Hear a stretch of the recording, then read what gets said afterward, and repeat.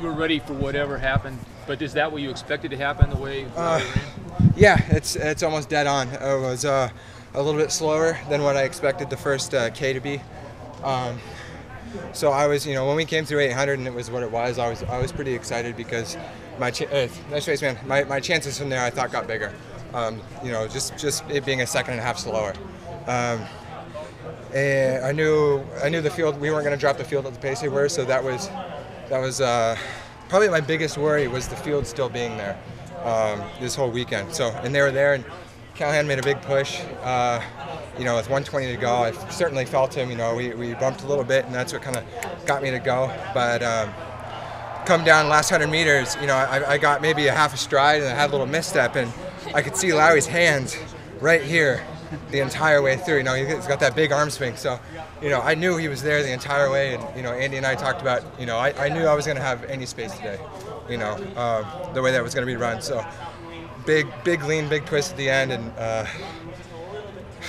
awesome feeling. Did you know you had to win when you crossed the line? Yeah, I kind of knew. I turned, my best sprinter lean I could do. You got a twist at the end.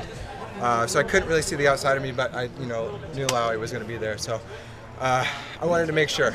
Yeah. Is that the hardest you've run coming down the home stretch? Certainly not the hardest. I'm going to run. If I'm not first or it's close, I'm certainly running it all out. Every single time. But it wasn't easy. So it was a great race. I couldn't say enough great things about Lowry. You did it in your own race, obviously. It sort of looks like revenge too for the Ducks for Lowry. Yeah, it's not necessarily revenge. It's a great rivalry. If you want to do us versus Lowry, I don't think Andy needs any defense on how great of a coach he is. He has 10 or 11 entries in the middle distance to distance program this weekend compared to, no knock on Coach Lee or anything. But, we have a ton of athletes, that speaks amazing things about how great of a coach Andy is. To finish your career back-to-back titles, what does it mean to you, especially considering what you went through earlier in your career? It's awesome. I felt like this is exactly how the story was supposed to end. And I'm pretty realistic with myself, and I would have been pretty heartbroken. I felt like if I would have lost, I would have ruined that moment, not only for me, but Andy and the thousands of fans that are here today. So I really wanted to end my UL career with a win like that. How were you feeling coming into today? Were you nervous at all before the race? Were you just confident coming into the race? Confident. I've been a lot more anxious to race this outdoor season than more nervous. I've been wanting to get to the races and actually go out and compete more than I have been necessarily earlier in my career. I think that just speaks to my preparedness and the training that's been absolutely perfect this year. You were rooting for a grueling 5K yesterday, and you got it. Yeah, we got it. I think Dathan and I guessed within probably 5/10 of what they would run yesterday. So Ed, obviously a tremendous athlete, being able to come back and double like that. And we were joking 6-7 months ago when we thought this is how it would play out. And, Ed's like, if you get Lowry, you got to run 3:38 in your prelim. And I'm like, all right, if I do that, you got to run 13:18. So obviously those guys, going 2, 3, 4 in the 5K, and Krauser's in second right now, and Devin's about to go. It's individual stuff aside, our team this year is fantastic. Everyone's pretty much healthy, and this is the first time in my 5 years here we've had a team like this, and it's so exciting. Everyone is just so excited for each other. We're leaving the hotel to come watch each other compete. We're here Wednesday morning watching Dakota Run the 100.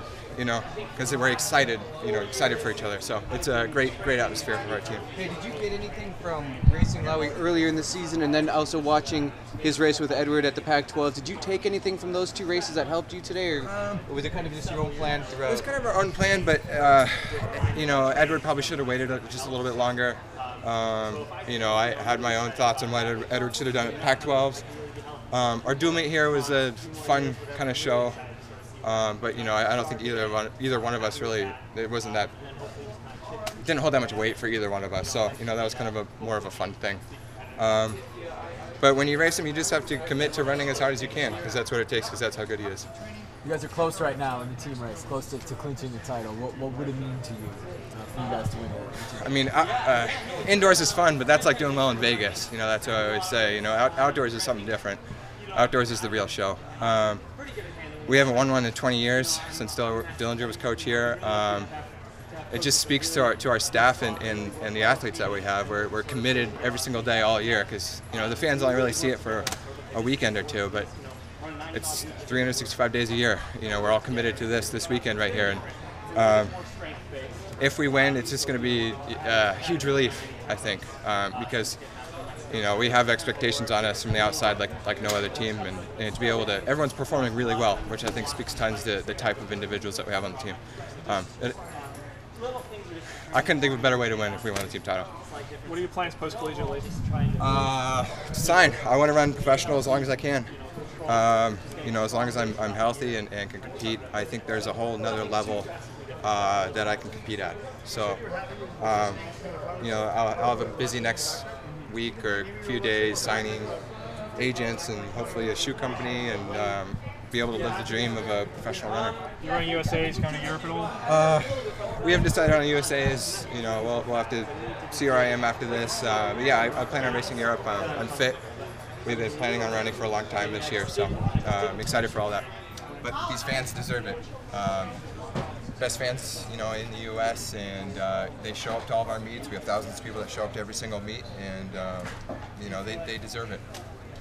Mac, are you one of those guys who jokes out at meet beforehand? I mean, did you have a sense coming into this what you guys go around and get it better?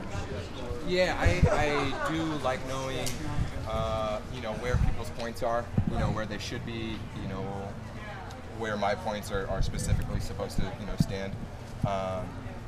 But yeah, we have a general, like Greg was supposed to finish, 3rd to 5th. That was kind of weird. Sam, was supposed to win or get 2nd.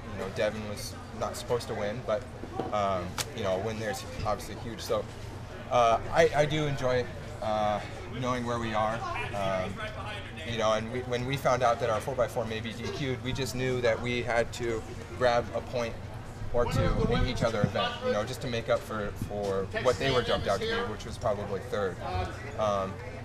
And we knew that, and that's not a huge thing to ask for. So our 5K guys coming through, 2, 3, 4, and I was probably jumped out our team sheets to get 2nd. So that's 2 points there. Sam's 10. We picked it up along the way. So I think that really shows the depth of our team and the persona of our drive to really show up when it matters. Mac, we talked to you just a little bit ago about winning the individual national title. Now that the team title is wrapped up, how does it feel? It's perfect. Storybook ending. We trained with these guys. I've been here 5 years. Trained with a lot of them for 4 or 5 years. If there's any 5th years, and it's special. It's the first time in a long time that our team's been able to do this, and it's a really special group of guys. Really close team. Every event area is really close with each other. So we're definitely going to celebrate it, and there's nothing else after this. We work all year for this weekend, and to show up and be able to compete well, and it's incredible.